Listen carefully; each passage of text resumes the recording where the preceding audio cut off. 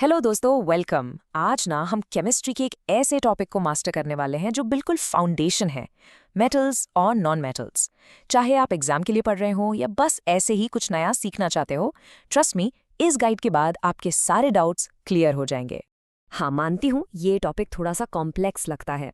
इतने सारे रूल्स और फिर उनके एक्सेप्शंस, पर टेंशन की कोई बात नहीं। अगले बस 5 मिनट में हम इसे इतना आसान बना देंगे कि आप कहोगे अरे बस इतना ही था।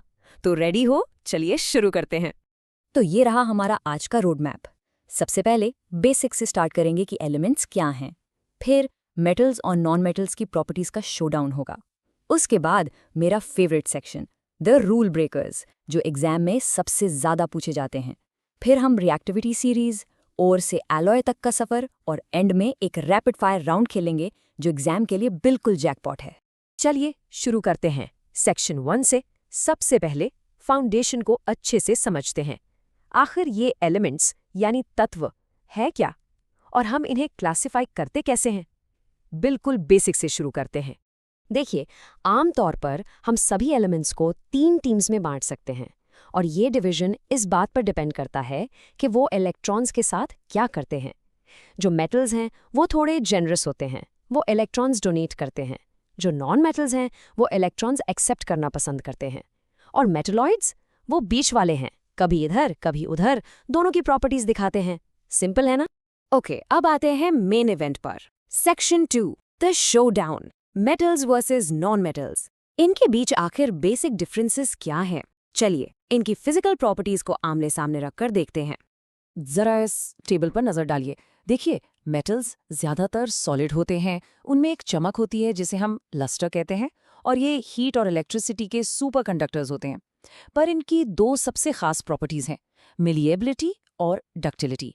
मिलिएबिलिटी का मतलब आप उन्हें पीट पीट कर पतली शीट्स बना सकते हो, बिल्कुल वैसे जैसे मिठाई के ऊपर चांदी का वर्क लगा होता है। और डक्टिलिटी का मतलब उन्हें खींचकर पतले पतले तार बना सकते हो, जैसे हमारे घरों में कॉपर की वायरिंग होती है। और नॉन मेटल्स वो बिल्कुल ऑपोजिट है। उनमें कोई चमक नहीं, बेकार कंडक्टर और ब्रिटल होते हैं, यानी थोड़ा सा जोर लगाओ तो टूटकर बिखर जाते हैं। ओके, अब आते हैं इस टॉपिक के सबसे इम्पॉर्टेंट हिस्से पर। Section 3, the rule breakers.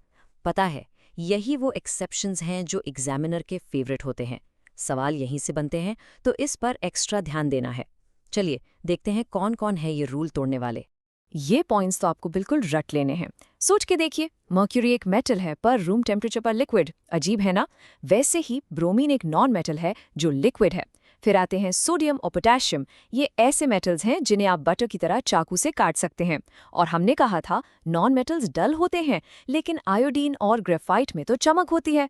आपकी पेंसिल की लीड जो ग्रेफाइट है वो नॉन मेटल होकर भी इलेक्ट्रिसिटी कंडक्ट करती है। और सबसे बड़ा सरप्राइज, दुनिया का सबसे हार्ड सब्सटेंस डायमंड, वो भी एक नॉन मेटल यानी कार्बन का ही एक फॉर्म है। Amazing, right? चलिए आगे बढ़ते हैं सेक्शन 4 की तरफ। अब वक्त है इन मेटल्स की एक रेस करवाने का, या कह लो एक पावर रैंकिंग बनाने का। इसे हम कहते हैं रिएक्टिविटी सीरीज। बेसिकली इससे पता चलता है कि कौन सा मेटल कितना ज्यादा जोशीला या केमिकली एक्टिव है। तो जैसा कि आप देख सकते हैं, इस रेस में टॉप पर है पोटेशियम और सोडियम। ये इतने ज़्यादा रिएक्टिव हैं, इतने आग बबूला रहते हैं कि इन्हें शांत रखने के लिए केरोसिन ऑयल में डुबोकर रखा जाता है। फिर देखिए, बीच में है हाइड्रोजन। ये एक बेंचमार्क है, एक डिवाइडिंग लाइन। इससे ऊपर वाले मेटल ज़्यादा पावरफुल हैं और एसिड से हाइड्रोजन को किक आउट कर सकते हैं। और सबसे नीचे रेस में सबसे आखिरी हैं सिल्वर, गोल्ड और प्लैटिनम। ये बिल्कुल शांत या नोबल मेटल्स हैं, आसानी से किसी से रिएक्ट नहीं करते। अच्छा, काफ़ी थ्योरी हो गई। अब थोड़ी प्रैक्टिकल बात करते हैं। सेक्शन 5 में हम देखेंगे कि ये मेटल्स आखिर आते कहाँ से हैं, मतलब नेचर में कैसे मिलते हैं और हम उन्हें और बेहतर कैसे बनाते हैं। आपको पता है, मेटल्स जमीन के अंदर अपने प्योर फॉर्म में नहीं मिलते। वो मिलते हैं ओर्स यानी अयस्क के फॉर्म में। और एग्जाम के लिए ये टेबल ये बहुत बहुत इंपॉर्टेंट है। ये मैच द फॉलोइंग का फेवरेट क्वेश्चन है। ये जोड़ियां हमेशा याद रखिए। एल्यूमिनियम का ओर है बॉक्साइट, आयरन का ओर है हेमाटाइट, और मर्क्यूरी का है सिनेबार। इनको बिल्कुल भूलना नहीं। तो जब हमें एक मेटल से अकेले काम नहीं चलता तो हम क्या करते हैं? हम 2 या ज़्यादा मेटल्स को मिक्स कर देते हैं एक सुपर मेटल बनाने के लिए। इसे ही कहते हैं अलॉय यानी मिश्र धातु। ऐसा करने से उनकी प्रॉपर्टीज इंप्रूव हो जाती हैं। जैसे ब्रास जो है वो कॉपर और जिंक का मिक्सचर है, ब्रॉन्ज वो कॉपर और टिन का मिक्सचर है, और आपके घर में जो स्टेनलेस स्टील के बर्तन हैं वो आयरन, क्रोमियम और निकल का कमाल है। और अब एक मजेदार फैक्ट, बताइए जर्मन सिल्वर में कितना सिल्वर होता है? सोचा? इसमें होता है 0% सिल्वर। हाँ, आपने सही सुना, नाम में सिल्वर है पर असल में ये कॉपर, जिंक और निकल का एलॉय है। ये क्लासिक ट्रिक क्वेश्चन है, इसे याद रखिए। और इसी के साथ हम आ गए हैं अपने फाइनल राउंड में, section 6, the rapid fire round. ये वो वन लाइनर्स हैं जो एग्जाम के लिए बिल्कुल जैकपॉट हैं। रेडी हो? चलिए फटाफट इन्हें कवर करते हैं। सवाल नंबर 1, टिंग ऑफ मेटल्स किसे कहते हैं? जवाब है गोल्ड, क्योंकि ये बिल्कुल नॉन रिएक्टिव है, इस पर कभी जंग नहीं लगता। आपने इलेक्ट्रिक बल्ब के अंदर वो पतला सा तार देखा है, वो फिलामेंट किसका बना होता है? वो बना होता है टंगस्टन का। क्यों? क्योंकि इसका मेल्टिंग पॉइंट सबसे ज्यादा है, इसीलिए वो इतनी गर्मी झेल पाता है। अगर लोहे को जंग से बचाना है तो उस पर जिंक की एक लेयर चढ़ाई जाती है। इस प्रोसेस का नाम क्या है? इसको कहते हैं galvanization. Simple and straight to the point. Metal of the future या फिर स्ट्रेटेजिक मेटल, ये टाइटल किसे मिला है? ये है टाइटेनियम। ये सुपर स्ट्रॉन्ग भी है और सुपर लाइट भी, इसीलिए तो इसे डिफेंस और स्पेसशिप्स में यूज करते हैं।